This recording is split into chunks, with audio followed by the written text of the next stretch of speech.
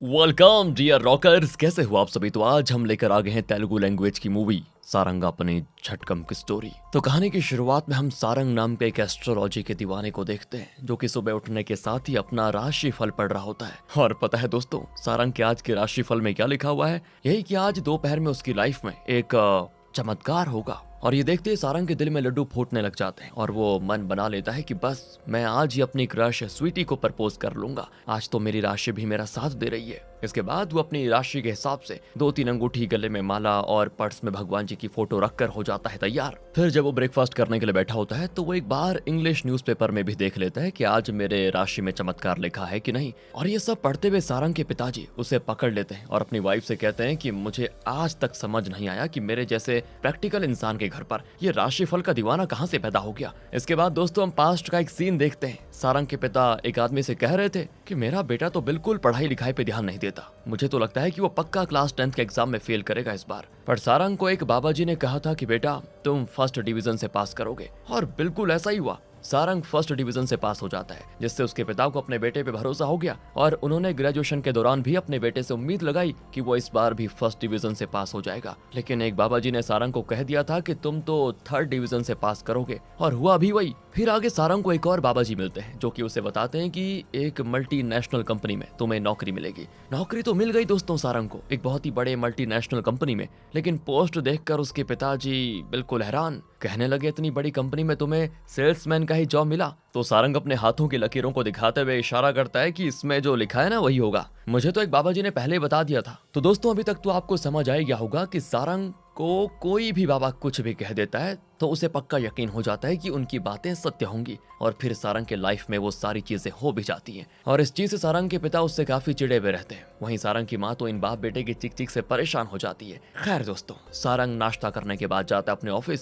जहां हम सारंग के बेस्ट फ्रेंड चंदू को देखते हैं। तो सारंग चंदू को बताता है कि पाम्किंग ऐप और हॉरोस्कोप में तो दिखा रहा है कि आज मेरे साथ कोई चमत्कार होने वाला है, इसलिए मैं सोच रहा हूँ कि स्वीटी को आज ही प्रपोज कर दूं, क्या पता वो हाँ कर दे। जिसपे चंदू कहता है कि पिछले 6 महीने से तो तुम अपने राशिफल में ग्रीन सिग्नल मिलने का वेट कर रहे थे, अब मिल ही गया है तो ज्यादा देर मत करो, और सुनो ये ज्योतिषी वाले रिंग और धागा हाथों से निकालो वरना स्वीटी भड़क जाएगी। तो दोस्तों बात दरअसल ऐसी थी कि सारंग तो ज्योतिषी में मानने वाला इंसान है और स्वीटी बिल्कुल रियलिस्टिक होती है। उसे इन सब बातों पे ना तो यकीन है और ना ही वो अंधविश्वासी लोगों को पसंद करती है। इसीलिए सारंग अंगूठी वगैरह उतार के स्वीटी मैम की ऑफिस में जाता है और बड़ी हिम्मत करके अपने दिल की बात कहना तो चाहता है, मगर स्वीटी कहती है मुझे कुछ बात करनी है तुमसे, चलो कॉफी शॉप पे कॉफी पीते हुए बात करते हैं। तो ये दोनों जाते हैं। वहां तो सारंग को बड़ी घबराहट हो रही होती है, पर आज उसके राशिफल में जो लिखा था ना दोस्तों, सच में वो चमत्कार हो ही जाता है, क्योंकि सारंग को कुछ कहने की जरूरत नहीं पड़ती। स्वीटी सामने से उसे प्रपोज कर देती है। वो कहती है कि तुम पिछले 2 साल से best salesman of the month का रिकॉर्ड बनाते रहे हो, तुम बहुत ईमानदार और मेहनती हो और मुझे तुमसे प्यार हो गया। ये सारी बातें सुनकर सारंग की तो खुशी का ठिकाना ही नहीं होता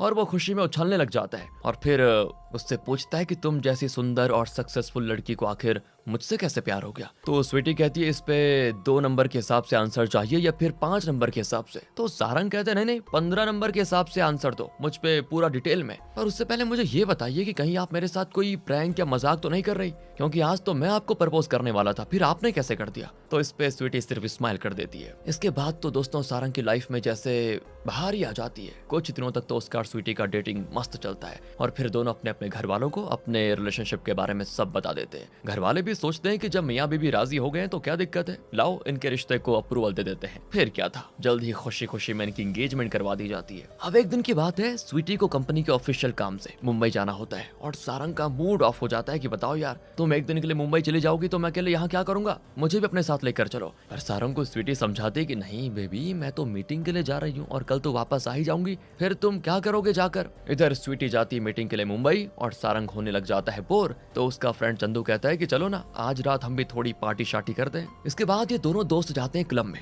जहाँ ये काफी इंजॉय करते हैं। पर सारंग की नजर पड़ती है एक कूल पामिस्ट जोगेश्वर पे, जो कि मस्त सुट्टा फूकते हुए लोगों के हाथों की लकीरें देखकर भविष्य वगैरह बता रहा होता है। उसको देखकर सारंग बड़ा एक्साइटेड हो जाता है और सोचता है क्यों ना मैं भी अपना हाथ दिखा दूं। अब जोगेश्वर सारंग का हाथ देखने से पहले बता देता है कि देखो मैं हाथ तो देखता हूँ, पर अगर कुछ गलत निकला तो उसका समाधान मैं नहीं कर सकता, क्योंकि जो हाथों की लकीरों में लिखा हुआ है वो तो होके रहेगा। तो सारंग कहता है ठीक है, मुझे कोई प्रॉब्लम नहीं है, आप हाथ को देखो बस। और देखने के साथ ही जोगेश्वर सारंग के बारे में सब कुछ अच्छी अच्छी बातें बताता है, लेकिन फिर थोड़ी देर के लिए गुम सा हो जाता है और कहता है कि ठीक है, देख लिया तुम्हारा हाथ, जाओ तुम। पर सारंग बात को पकड़ लेता है कि नहीं नहीं नहीं, आपका मूड ऑफ हो गया है, कुछ गलत है क्या, कहीं कुछ अनहोनी तो नहीं होने वाली मेरी लाइफ में। मगर जोगेश्वर नहीं बताना चाहता, पर सारंग तो उसके पीछे पड़ जाता है कि प्लीज बताओ ना, बिना जाने मुझे नींद नहीं आएगी। लेकिन सारंग को भगा देता है, पर सारंग जोगेश्वर का पीछा वॉशरूम तक करता है और काफी गिड़गिड़ाने के बाद जोगेश्वर कहता है कि ठीक है बाबा, मैं बता देता हूँ, पर इसके बाद तुम उपाय ढूंढने के लिए मेरे पीछे मत पड़ जाना। तो सारंग कहता है कि ठीक है, अब बता भी दीजिए। तो दोस्तों, जोगेश्वर कुछ ऐसा बताता है जिसको सुनकर सारंग के पैरों तले जमीन खिसक जाती है। दरअसल सारंग के लकीरों में एक कत्ल लिखा हुआ है, मर्डर, यानी जाने अनजाने में या जानबूझकर सारंग किसी का तो पक्का खून करने वाला है। पर सारंग तो बहुत ही सीधा साधा सा आदमी है ना, उसे बड़ा अजीब लगने लगता है कि भला मैं किसी का खून कैसे कर सकता हूँ, एक मच्छर तो मैं ढंग से मार नहीं पाता, किसी आदमी को कैसे मारूंगा। तो वो जब जोगेश्वर से कहने लग जाता है कि अगले महीने मेरी शादी होने वाली है और मैं किसी का खून करने वाला हूँ, तो ये मेरी समझ में नहीं आ रहा, कहीं इसकी वजह से मेरी वाइफ मुसीबत में तो नहीं पड़ेगी। सर प्लीज कोई उपाय बताइए ना, मैं इसको कैसे टाल सकता हूँ बताइए, और वैसे ये खून कब होने वाला है, कुछ पता है क्या। तो जोगेश्वर कहता है कि देखो, मैंने पहले ही कहा था ना कि जो लिखा है वो होकर रहेगा, इसे मैं टाल नहीं सकता, और तुम्हारी लकीरों में बस खून लिखा हुआ है। अब ये नहीं लिखा हुआ है कि तुम अगले हफ्ते खून करने वाले हो, 6 महीने के बाद खून करने वाले हो, या 6 साल के बाद खून करने वाले हो, बस इतना लिखा है कि तुम खून करोगे। तो सारंग डरते हुए कहता है कि अगर मैं चिकन या बकरी को मार दूंगा तो काम हो जाएगा क्या। जोगेश्वर कहता है पागल हो क्या, वो तो सभी करते हैं कुकिंग करने के लिए, वो खून थोड़ी है, तुम्हारे हाथों में जो लिखा है ना वो खून है, मर्डर। तभी जोगेश्वर को उसका एक आदमी बुला लेता है और बाकी लोग भी अपना अपना हाथ दिखवाना चाहते हैं, इसीलिए वो वहां से चला जाता है। मगर यहाँ तो सारंग की दुनिया हिल चुकी होती है। अब तक उसके हाथों की लकीरों में भविष्यवाणी में जो जो लिखा हुआ था वो सब सारंग की लाइफ में होते हुए आया था, इसलिए अब सारंग को लग रहा था कि कहीं मेरे हाथों खून भी ना हो जाए। तो जब वो घर जाकर सोता भी है तो उसको डरावने सपने आते हैं, जिसमें सारंग देखता है कि मैं शादी के मंडप में बैठा हुआ हूँ, हमारी शादी हो रही है, पंडित जी मुझे स्वीटी के गले में मंगलसूत्र बांधने को कह रहे हैं, पर मैं अपनी पॉकेट से ये क्या चाकू निकालकर वहां मौजूद एक गेस्ट को बेरहमी से मार रहा हूँ। इस तरह के सपने आते हैं उसे। अब अगले दिन सारंग रियल में स्वीटी के घर ब्रेकफास्ट पे जाता है। सारंग के पेरेंट्स भी साथ आए होते हैं। दरअसल आज ये दोनों फैमिली मिलकर इनकी शादी की डेट डिसाइड करना चाहते हैं, मगर अचानक से सारंग बोल पड़ता है कि रुकिए, मैं अभी शादी नहीं कर सकता, मेरे राशि फल आजकल ठीक नहीं चल रहे। ये सुनकर सभी हैरान हो जाते हैं और स्वीटी के पिता तो मजाक में भी बोल पड़ जाते हैं कि बेटा कुंडली में कोई कत्ल कुतल लिखा हुआ है क्या, जिससे सारंग को इतना तेज गुस्सा आता है कि वो कांटे वाले चम्मच यानी फॉक्स से अपने ससुर जी के सीने पे वार कर देता है और बड़ी बेरहमी से उन्हें मार डालता है। और जब उसकी सास उसको टोकती है तो वो उन्हें भी मारने की कोशिश करता है। तभी उसे जोगेश्वर दिखाई देता है जो कहता है देखा, मैंने कहा था ना तुम्हारी कुंडली में कत्ल लिखा हुआ है, तुम किसी की भी जान ले सकते हो। तभी उसकी सासू माँ कहती है कि बेटा सूप लोगे ना, और तब सारंग रियलिटी में आ जाता है। दरअसल दोस्तों ये सब सारंग के दिमाग में चल रहा था कि ऐसा कुछ भी हो सकता है, इसीलिए अब वो रियलिटी में अपने ससुराल वालों से कहता है कि देखिए मैं अभी शादी के लिए तैयार नहीं हूँ, मुझे बस थोड़ा वक्त चाहिए, जिससे सभी हैरान हो जाते हैं और सबसे ज्यादा तो स्वीटी चौंक जाती है कि इसके मन में ऐसा कुछ चल रहा था और इसने मेरे साथ शेयर तक नहीं किया, सीधे मेरी फैमिली के सामने ही बॉम्ब फोड़ दिया, बताओ। तब सारंग कहता है कि दरअसल मैं अभी हस्बैंड बनने को तैयार नहीं हूँ, मुझे थोड़ा वक्त चाहिए खुद को तैयार करने के लिए। ये सुनकर उसके ससुर जी कहते हैं कि क्यों बेटा, कोई मेडिकल प्रॉब्लम है या गुप्त रोग है क्या। तो सारंग कहता है नहीं अंकल जी, वैसी बात नहीं है, मैं वो मेंटली अभी हस्बैंड बनने के लिए रेडी नहीं हूँ। फिर सारंग जाता है अपने बेस्ट फ्रेंड चंदू के घर और वहां उसे अपनी सारी आप बीती बता देता है। तो चंदू कहता है कि ऐसा कुछ नहीं होगा भाई, मैं लिख कर देता हूँ, तू बहुत ही बड़ी आदमी है रे, किसी का खून कैसे कर सकता है। सारंग कहता है कि नहीं यार, यही तो समझ नहीं आ रहा मुझे, आज तक जिस बाबा ने मेरे लिए जो भविष्यवाणी की है उनकी भविष्यवाणी सही साबित हुई है। और जोगेश्वर बाबा तो बड़े फेमस है, वो तो सेलिब्रिटीज के भी हाथ देखते हैं, उनका बड़े लोगों के साथ उठना बैठना भी है, उनकी भविष्यवाणी तो झूठी नहीं हो सकती ना। तो मैंने 1 महीने के लिए अपनी शादी पोस्टपोन कर दी है। चंदू कहता है क्यों, इस एक्स्ट्रा 1 महीने में तू ऐसा क्या करेगा जिससे तेरी भविष्यवाणी या भविष्य बदल जाएगा। तो सारंग झटके से कहता है खून करूंगा। और ये सुनकर तो चंदू का मुंह खुला का खुला रह जाता है कि भाई ये क्या बोल रहा है, ऐसा करने की सोच भी कैसे सकता है तू। जिसपे सारंग कहता है कि तू मेरी प्रॉब्लम नहीं समझ सकता यार, मैं स्वीटी से बहुत प्यार करता हूँ और मैं नहीं चाहता कि वो मेरी वजह से किसी प्रॉब्लम में फंसे, इसीलिए मैं शादी से पहले एक खून करके ये काम निपटा लेना चाहता हूँ ताकि भविष्य में मेरे पे कोई परेशानी ना हो। तुम तो भाई हो ना मेरे, मदद करोगे ना यार मेरी। ये सुनकर तो चंदू हैरान हो जाता है और कहता है यार तू तो इतने आराम से हेल्प मांग रहा है जैसे कोई टायर चेंज करना हो गाड़ी का, भाई मर्डर करने के लिए बोल रहा है तू। एक आदमी की जान तो जाएगी, साथ में अगर पकड़े गए तो बाकी की जिंदगी जेल में जाएगी। तब सारंग अपने सारे एहसान गिनाने लग जाता है कि क्लास 10th में याद है मैं तुझे चीटिंग करवाता आ रहा हूँ, 11th में 12th में मुझे जितना आता था मैं एग्जाम में लिखता था और तुझे कॉपी करने को दे देता था बेटा। इसी तरह मैंने तुझे ग्रेजुएशन पास करवाई और फिर अपनी ही कंपनी में किसी तरह सेटिंग करके जॉब भी दिलवाई, और आज जब मुझे मदद की जरूरत है तुझसे तो तू पीछे हट रहा है। और तब चंदू भी कह देता है कि हाँ यार, मुझे पैदा करने के अलावा तूने सारे एहसान किए हैं मुझ पे, ये बात तो मैं भी जानता हूँ, मगर बात ये है ना कि खून करने को कह रहा है तू, कोई ये बच्चों का खेल थोड़ी है। तो सारंग फिर कहता है कि देख, पिक्चरों में जब हीरो विलन को मारता है तब खूब सिटी ताली बजती है ना, और एक एक खून को सेलिब्रेट करते हैं लोग, फिर असल में अगर वो सेम चीज हो रही है तो पीछे क्यों हट रहे?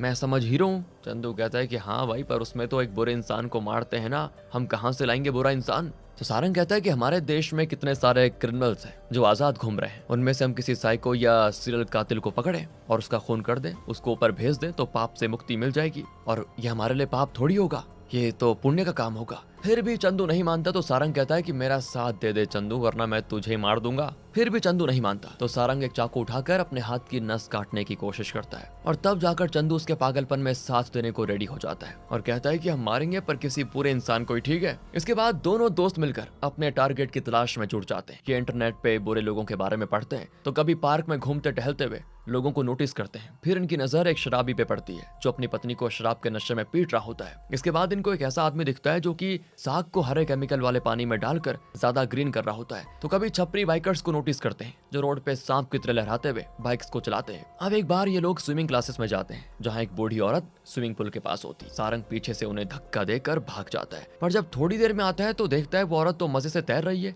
इसलिए सभी लोग ताली बजा रहे होते। फिर एक बार ये दोनों दोस्त एक खिड़की से देखते हैं तो एक आदमी पंखे से लटक कर अपनी जान देने की कोशिश कर रहा होता है। तो सारंग वहां जाकर उस आदमी के पैरों तले से वो टूल छीन लेता है ताकि वो आदमी मर जाए, जिससे सारंग पे उसका इल्जाम भी आ जाए, और वही वो आदमी पहले से मरना चाहता था तो सारंग को ज्यादा गिल्ट भी नहीं होगा। पर टूल हटते ही वो आदमी पंखे के साथ नीचे गिर पड़ता है धड़ाम से। आवाज सुनकर उस आदमी की बेटी बीवी सब आ जाते हैं, जिससे वो आदमी भी मरने से बच जाता है। इसके बाद ये दोनों नमूने जाते हैं एक हॉस्पिटल में जहाँ एक बूढ़ा आदमी अपनी डेथ बेड पे होता है। सारंग चुपके से उस आदमी का ऑक्सीजन मास्क हटा देता है, ये सोचकर कि ये तो ऑक्सीजन मास्क की वजह से जिंदा बचा हुआ है, और वैसे भी अगर ये मर जाएगा तो ज्यादा पाप नहीं लगेगा क्योंकि ये तो काफी बूढ़ा हो चुका है, आज नहीं तो कल मरना ही है। पर ये क्या दोस्तों, वो बूढ़ा आदमी तो बिना ऑक्सीजन मास्क के भी सांस लेने में कामयाब हो जाता है, यानी ये भी बच गया। इसके बाद तो सारंग कई सारे क्राइम से रिलेटेड बुक्स पढ़ता है ताकि उसको खून करने की आइडिया आ जाए। आगे सारंग की नजर एक बूढ़े पुजारी पे पड़ती है जो कि दो कन्याओं के साथ टाइम पास कर रहा होता है। इस तरह से दोस्तों काफी दिन गुजर जाते हैं और सारंग अभी तक अपने टारगेट को फाइनलाइज नहीं कर पाता। फिर एक दिन की बात है, उसे अपनी माँ किसी से फोन पे बात करते हुए दिखाई देती है जो किसी सुंदरी नाम की बुढ़िया के बारे में चुगली कर रही होती है। सारंग की माँ कहती है कि भगवान भी आजकल बुरे लोगों को ही साथ देता है, सुंदरी ने इतने सारे कांड किए हैं लेकिन देखो अभी भी मरी नहीं है। हाँ भले ही वो बेड रेस्ट पे है, पर वो बुढ़िया इतनी आसानी से मरने वाली नहीं, वो पता नहीं और कितने लोगों का जीना हराम करेगी। मुझे तो पक्का यकीन है कि उसके टॉर्चर करने की वजह से ही उसकी बहू ने खुद की जान ले ली। अब फोन रखने के बाद सारंग अपनी माँ के पास आता है और सुंदरी दादी के बारे में और डिटेल्स निकलवाता है। तब उसकी माँ बताती कि सुंदरी को बहुत ज्यादा डायबिटीज हो गया है, पर वो है कि अपने खाने पीने पे जरा सा भी कंट्रोल नहीं करती। वो तो हर तरह की मिठाई खाती रहती है और इंसुलिन का इंजेक्शन लेकर मरने से खुद को बचाती रहती है। मैंने तो सुंदरी से ज्यादा बुरी औरत आज तक देखी नहीं। कई सारे लोग तो ये भी कहते हैं कि सुंदरी ने अपने पति के साथ पहले प्यार से बर्ताव करके सारी प्रॉपर्टीज अपने नाम की और फिर उसे घर से निकाल दिया। ये सारी बातें जानकर सारंग जाता है चंदू के पास और उसे सारी बातें बताते हुए कहता है कि देखो चंदू भाई, हमें कोई आतंकवादी या खूनी तो मिलने से रहा और उन लोगों को हम मार भी नहीं पाएंगे क्योंकि हम आम लोग हैं, इसलिए हमें अपने साथ वालों में से किसी को टारगेट चुनना होगा। ऊपर से वो मेरे ससुर ने ना मेरे नाक में दम करके रखा हुआ है कि कब शादी की डेट फिक्स करनी है, कब करनी है। पर चंदू कहता है कि देख भाई, हम किसी की कही सुनी बात में आकर सुंदरी दादी को भला कैसे मार सकते हैं? क्या पता वो अच्छी इंसान हो और उनके सारे रिश्तेदारों को कोई मिसअंडरस्टैंडिंग हो। तो सारंग कहता है अगर ऐसी बात है तो हम अपना डाउट पहले क्लियर करेंगे, पहले हम उनसे मिलने जाएंगे और अगर हमें लगेगा कि वो सच में बहुत ही बुरी है तभी हम उन्हें मारेंगे। तो चंदू कहता है कि हम मारेंगे लेकिन कैसे? सारंग उसे बताता है कि सुंदरी दादी को हम एक स्पेशल मिठाई खिलाएंगे जिसमें हम इंसुलिन बैरियर वाला एक इंजेक्शन लगा देंगे, जिससे होगा ये कि जब मिठाई खाने के बाद सुंदरी दादी इंसुलिन का इंजेक्शन लगाएगी तो वो इंजेक्शन उस मिठाई खाने के बाद काम नहीं करेगा और वो भगवान को प्यारी हो जाएंगी। इसके बाद ये दोनों अगले ही दिन पहुंच जाते हैं सुंदरी दादी के घर पर, जहां इन्हें दरवाजे पर ही सुंदरी दादी के बेटे बसवा अंकल जी मिल जाते हैं। सारंग बसवा अंकल को बताता है कि अंकल जी, मैं सारंग, देविका का बेटा। और फिर बसवा अंकल भी उसको थोड़ा देर याद करने के बाद पहचान लेता है। तब सारंग बताता है कि ये मेरा बेस्ट फ्रेंड चंदू है, पासी वाले गांव में से कुछ काम था तो सोचा आपसे और सुंदरी दादी को भी मिल लूं। वैसे दादी है कैसी, उनका स्वास्थ्य कैसा है? तो बसवा कहता है कि उन्हें क्या होगा, उनका तो शुगर और एटीट्यूड दोनों हाई है, लेकिन वो मरने वाली है नहीं, जाओ मिल लो। अंदर जब ये दोनों जाते हैं तो देखती है कि सुंदरी तो मस्त बेड पे लेटे हुए गाना गा रही है। सारंग जाकर खुद को सुंदरी से इंट्रोड्यूस करवाता है तो वो कहती है, तुम तो देविका के बेटे हो, पर ये साथ में कौन है? ये तो हमारे कास्ट का नहीं है ना। सारंग कहता है, कास्ट के बारे में मैंने इससे कभी पूछा ही नहीं।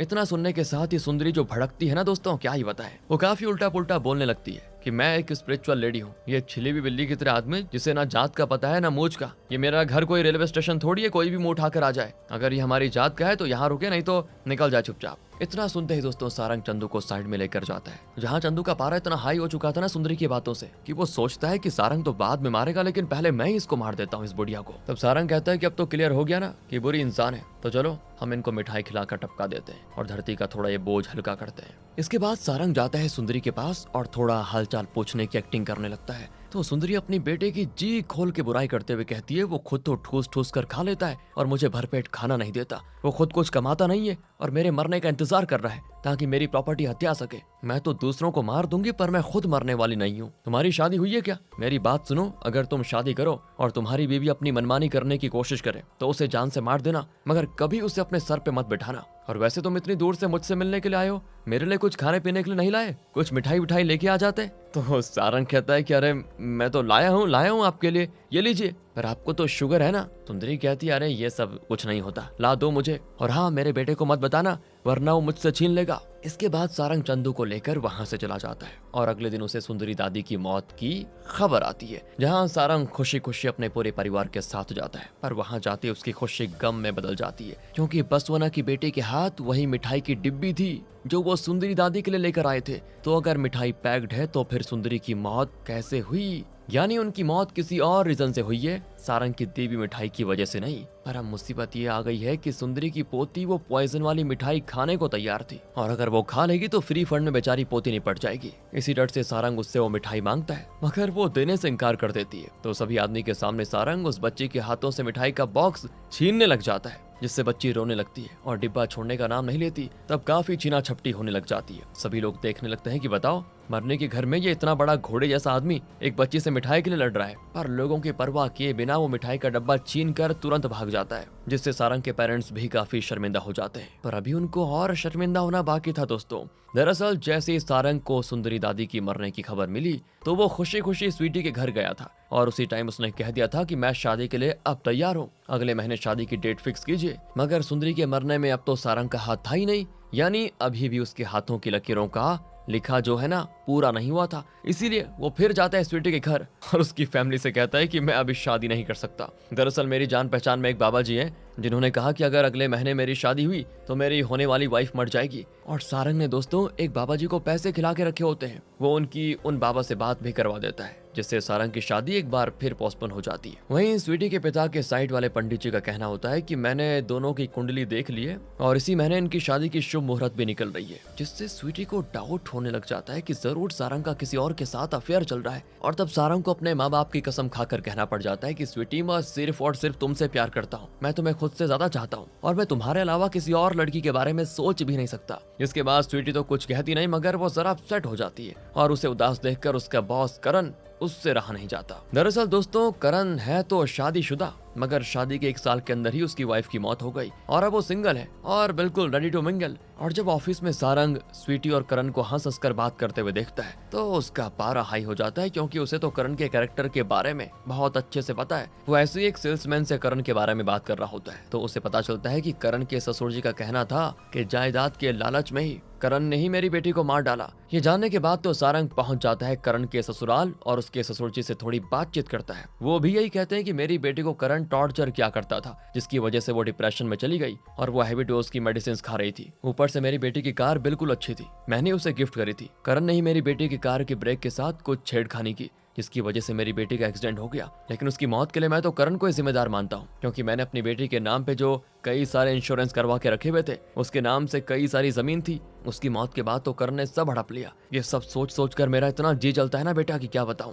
मैं तो कभी कभी भगवान से प्रार्थना करता हूँ कि ऊपर वाले अपने अवतार को भेजे और उस दुष्ट करण का वध कर दीजिए। करण के बारे में ये सब जानने के बाद सारंग फैसला करता है कि करण ही हमारा अगला टारगेट होगा, जिसके लिए सबसे पहले तो सारंग करण का लैपटॉप हैक कर देता है और फिर देखता है कि करण ज्यादातर अपने लैपटॉप पे क्या सर्च करता है। तो पता चलता है दोस्तों से कि करण तो ज्यादातर टाइम इंटरनेट पे अश्लील वीडियोस देखता है। बस फिर क्या था, सारंग और चंदू मिलकर एक प्लान बनाते हैं करण की हवस का इस्तेमाल करके उसकी जान लेने का। तो इसके लिए सारंग एक फेक वेबसाइट बनाता है जिसमें वो एक जहरीली परफ्यूम लिस्ट करता है, पर वो वेबसाइट पे ये नहीं लिखता कि ये एक जहरीली परफ्यूम है, बल्कि ये लिख देता है कि इस परफ्यूम के इस्तेमाल से मर्दाना शक्ति बढ़ती है। सारंग का ये आइडिया काम भी कर जाता है। जैसे ही इस परफ्यूम की एड करण को अश्लील वेबसाइट पे दिखती है ना, तो वो तुरंत ही उसे ऑर्डर कर लेता है। इस वक्त सारंग और चंदू ऑफिस में होते हैं। जैसे वो देखते हैं ना कि करण ने ऑर्डर प्लेस कर दिया, तो दोनों खुशी से गले मिलने लगते हैं। तभी इनके पास स्वीटी आ जाती है और इन्हें चिपका चिपकी करते हुए देख लेती है, जिससे माहौल थोड़ा ऑकवर्ड हो जाता है और चंदू तुरंत वहां से निकल जाता है। तब स्वीटी पूछती है, वैसे तुम आज इतने खुश क्यों हो रहे हो?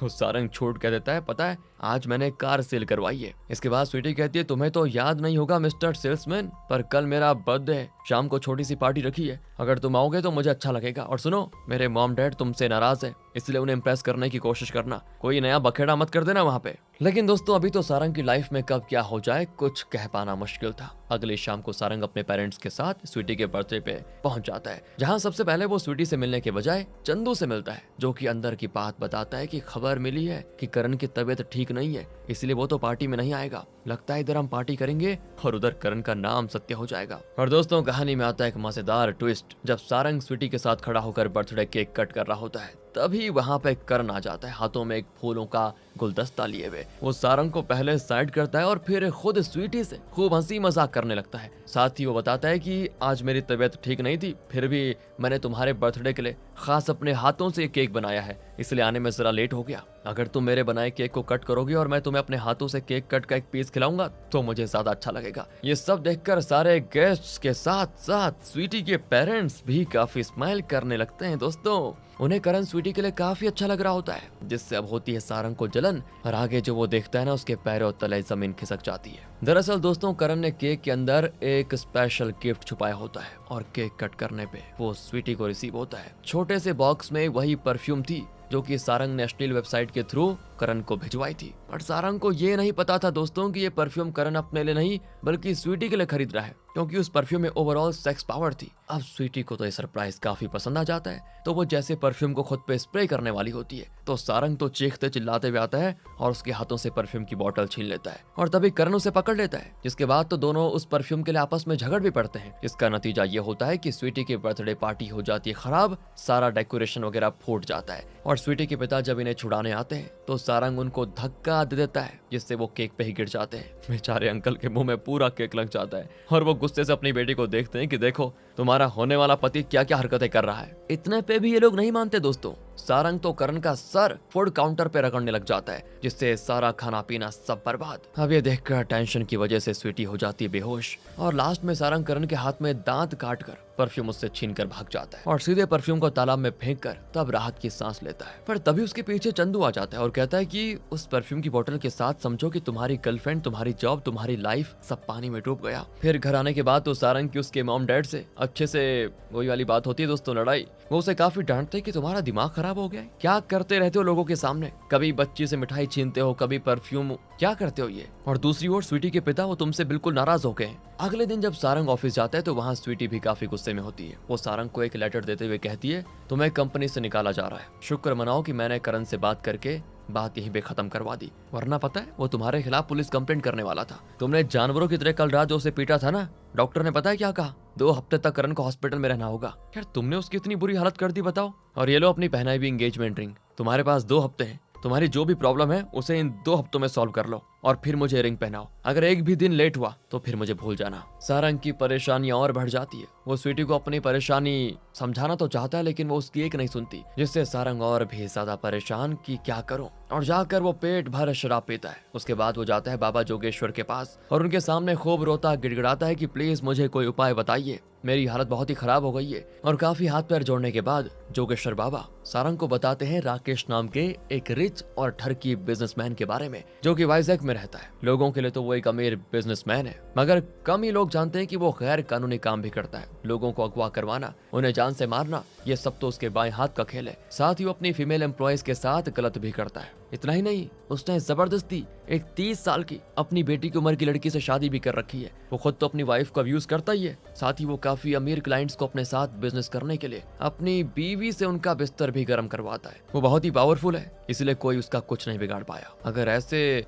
दुष्ट इंसान को तुम मारोगे तो तुम्हें पाप भी नहीं लगेगा और तुम्हारे हाथ से कत्ल करने वाली भविष्यवाणी भी सच हो जाएगी। हालांकि उस तक पहुंचना कोई आसान काम नहीं है, लेकिन इस महीने के 30 तारीख को राकेश राव के 60वें बर्थडे पार्टी है उसी के होटल वाइजैक में, जहां उसने कई सारे स्पेशल गेस्ट्स भी बुलाए हुए हैं। उसने मुझे भी बुलाया है अपने गेस्ट्स का फ्यूचर प्रेडिक्ट करने के लिए, तो मैं किसी तरह तुम्हें एक इन्विटेशन दिलवा दूंगा। फिर क्या था दोस्तों, सारंग और चंदू वाइजैक चले जाते हैं, तो वहाँ इनके स्कूल का एक रोहित नाम का फ्रेंड भी रहता है। ये वहीं रुकते हैं और कुछ दिन बिताते हैं। तब इनको पता चलता है कि रोहित तो वाइजैक होटल में ही वेटर का काम करता है, जिससे सारंग को थोड़ी और आसानी हो जाती है। वो बर्थडे पार्टी से पहले ही रोहित के साथ उस होटल में जाकर वहाँ का चप्पा चप्पा अच्छे से देख लेता है। और पता है दोस्तों, सारंग ने रोहित को बताया है कि हमें एक नया बिजनेस शुरू करने वाले हैं। बस उसी के सिलसिले में मिस्टर राकेश ने खुद हमें इनवाइट किया है। पार्टी के दौरान अगर हमारी बिजनेस डील पक्की हो जाती है तो हम तुम्हें अपनी कंपनी में पार्टनर बनाएंगे। इसलिए रोहित भी सारंग की सारी बात मान रहा होता है और सारंग लास्ट में डिसाइड करता है कि बात करने के बहाने से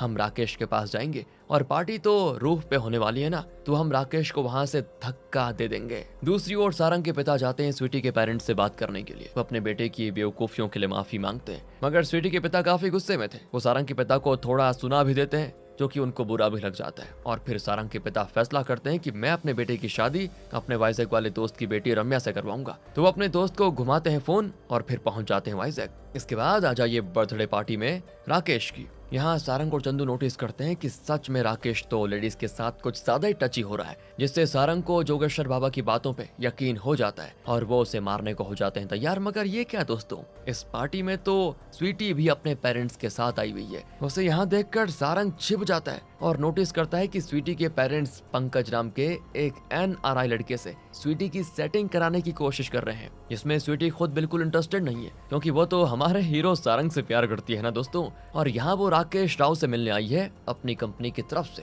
तो आगे हम देखते हैं कि पंकज कुछ ज्यादा ही शराब पीकर टुल हो जाता है और स्वीटी पे फुल ऑन लाइन मारता है। तो स्वीटी जब उसे कहती है कि मुझे लगता है आपको अपने रूम में जाकर थोड़ा रेस्ट करना चाहिए क्योंकि आपको ज्यादा चढ़ गई है, तो वो स्वीटी से ही हेल्प मांगता है कि मुझे मेरे रूम तक छोड़ दोगी प्लीज। और जब स्वीटी उसे उसके रूम तक छोड़ने जाती है तो कॉरिडोर में पंकज उसका गलत फायदा उठाने की पूरी कोशिश करता है। जब स्वीटी उसकी बातों में नहीं आती तो वो उसके साथ जबरदस्ती करने लगता है, पर उसे नहीं पता दोस्तों कि सारंग का ध्यान तो अभी राकेश से हटकर पंकज पे शिफ्ट हो गया है। अब उसे अपनी होने वाली पत्नी के साथ जबरदस्ती करता देखकर सारंग से रहा नहीं जाता, तो वो एक वेटर से मास्क और टोपी छीनकर खुद की पहचान को छुपाकर फिर पंकज की धुलाई करता है कि क्या ही बताएं। वो उसे इतना पीटता है कि वो हो जाता है बेहोश और फिर वहां से चुपचाप निकल भी जाता है। और स्वीटी को लग जाता है कि याद में कोई जान पहचान का लग रहा है, लेकिन वो टोपी और मास्क की वजह से पहचान नहीं पाती सारंग को। साथ ही उसे पता भी नहीं है कि सारंग भी वाइजैक में ही है, इसलिए वो उसको अच्छे से नहीं पहचान पाती। फिर वो जाती है अपने पेरेंट्स को लेकर रूम में और वहाँ पे वो उनको उनके पसंदीदा पंकज की काली करतूतों के बारे में सब बताती है। साथ ही वो अपने पेरेंट्स में काफी गुस्सा भी होती है कि ऐसे लड़के को देख रहे थे मेरे लिए। दूसरी ओर सारंग के पेरेंट्स भी वाइजैक आ जाते हैं और उन्हें रोहित के उस वाइजैक होटल में काम करने के बारे में पता चल जाता है, तो वो यहीं चले आते हैं सारंग और रम्या की मुलाकात करवाने के लिए। जहाँ सारंग तो राकेश को मारने की कोशिश कर रहा होता है, वो अपने जूते के लेस बांधने के बहाने से धीरे धीरे करके राकेश के पास पहुंच जाता है और अपनी पीठ से उसको धक्का दे देता है। मगर ठीक उसी वक्त राकेश वहां से हट जाता है तो सारंग खुद ही गिरते गिरते बचता है। तभी उसको चंदू और आसपास के लोग बचा लेते हैं, वरना आज तो राकेश को मारने के चक्कर में खुद मर जाता। वहीं दूसरी अटेम्प्ट में सारंग राकेश का पैर पकड़कर उसे छत से धकेलना चाहता है, मगर राकेश फिर से हट जाता है और सारंग गलती से एक लड़की का पैर पकड़ लेता है। ये सारी चीजें रोहित नोटिस करता है और वो सारा खेल समझ आता है कि सारंग और चंदू यहाँ राकेश से बिजनेस डील नहीं बल्कि उसको मारने आए हैं। और ये जानकर तो रोहित तुरंत सारी बात मैनेजमेंट को बताने के लिए भागता है, मगर सारंग और चंदू उसको रोकने की पूरी कोशिश करते हैं पर वो नहीं मानता।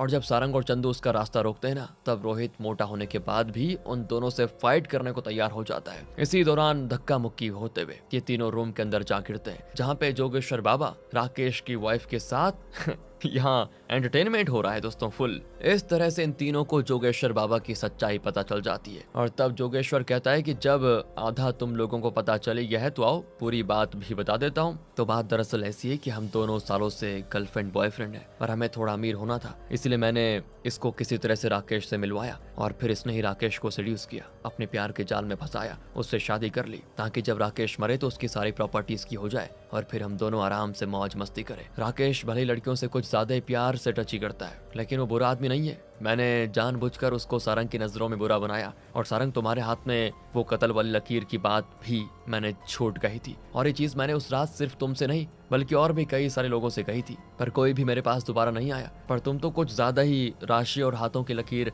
मानने वाले निकले, तुम मेरे पास समाधान के लिए वापस आए और तब मैंने तुम्हें राकेश के बारे में उल्टी सीधी कहानी सुनाई ताकि तुम राकेश को मार दो और उसकी सारी प्रॉपर्टी उसकी वाइफ के नाम हो जाए यानी मेरी गर्लफ्रेंड की, और फिर हम दोनों आराम से अपनी जिंदगी गुजार पाते। पर तुम तो बेवकूफ निकले, अभी तक अपने काम को अंजाम नहीं दिया। लेकिन हाँ, अब तुम्हें जल्दी से जल्दी राकेश को निपटाना होगा वरना अंजाम बहुत बुरा होगा। तुम्हारी होने वाली बीवी भी इसी पार्टी में है ना, और मैंने अपना एक आदमी भी उसके पीछे लगाया हुआ है जिसके पास एक जहरीला इंजेक्शन है। इसके बाद सारंग को पार्टी में लेकर जाता है जहाँ वो कहता है कि अगर तुमने अभी राकेश को धक्का नहीं दिया तो वो देखो मेरा आदमी इंजेक्शन तुम्हारी होने वाली बीवी को लगा देगा। सारंग बेचारा काफी परेशान हो जाता है। फिर जब जोगेश्वर के आदमी उसे राकेश की ओर ले जा रहे होते हैं तभी सारंग पे स्वीटी की नजर पड़ जाती है और वो उसको ध्यान से देखकर बड़ी एक्साइटेड भी हो जाती है। वो कहती है कि मैंने तो उस दिन गुस्से में तुम्हें अपनी रिंग लौटा दी थी ना, और तुम तो बिल्कुल गायब ही हो गए थे। तभी स्वीटी की नजर सारंग की गर्दन पे लगी चोट पे पड़ती है और उसे समझ आ जाता है कि सारंग ने ही मुझे पंकज से बचाया था। तभी वहाँ पे जोगेश्वर बाबा आता है और कहता है कि आइए मैडम, मैं आपका हाथ पकड़कर आपका